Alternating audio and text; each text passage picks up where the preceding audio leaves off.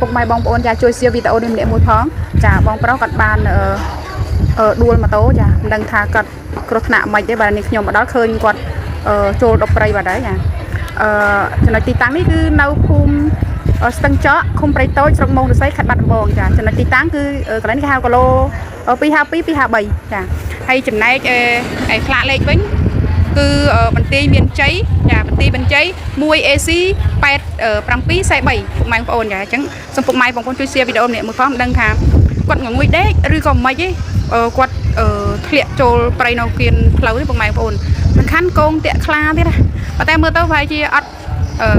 គាត់អត់ដឹងខ្លួនទេប៉ុន្តែមិនចង់និយាយថាមិនដឹងតែគាត់ស្លាប់មិនដឹងតែគាត់ងុយដេកមិនខ្ញុំមិនដឹងដែរហើយខាងបងសមត្ថកិច្ចក៏គាត់បានមកមើលដែរដោយសារតែគាត់ទទួលដំណឹងពីបងអ្នកលក់សាច់ជ្រូកចាបងអ្នកលក់សាច់ជ្រូកហ្នឹងគាត់ធ្វើដំណើរមកតាមហ្នឹងដល់ពេលនេះហើយក៏ឃើញក៏រាយការណ៍ជូនសមត្ថកិច្ចចាហើយសមត្ថកិច្ចគាត់ក៏បានអញ្ជើញមកដល់ទីតាំងនេះដែរអញ្ចឹងសូមពុកម៉ែបងប្អូនជួយ share ម្នាក់មួយផងដើម្បីឲ្យដឹងដល់សាច់ញាតិផងគាត់ចា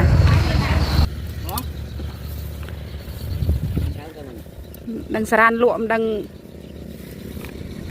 ដឹងសារានលក់មិនដឹងស្លាប់បងមុខឡើងឈាមដែរហ្នឹងអូស្អីស្លាប់ដឹងបងតែក៏រើក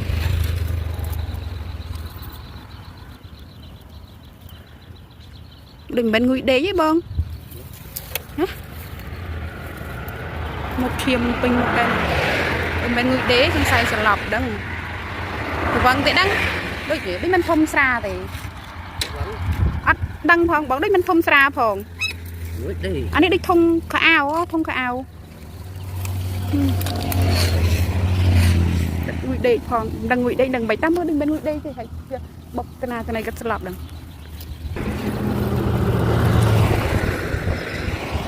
រត់ក្រោកគាត់អត់ថាអត់លឿនអត់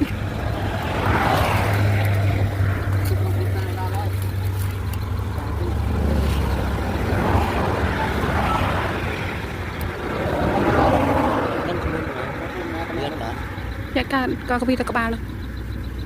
ចុយមកបងទៅប៉ះពោះតាមមើលសាលមកចាបងចាពិតក្រើកបានតែងើបអត់រួចគ្រោះថ្នាក់មើលមិនឃើញទេបងប្អូនអើយតែសង្ស័យជីងុយដេករឿងគ្រោះថ្នាក់ច្រើនងុយដេក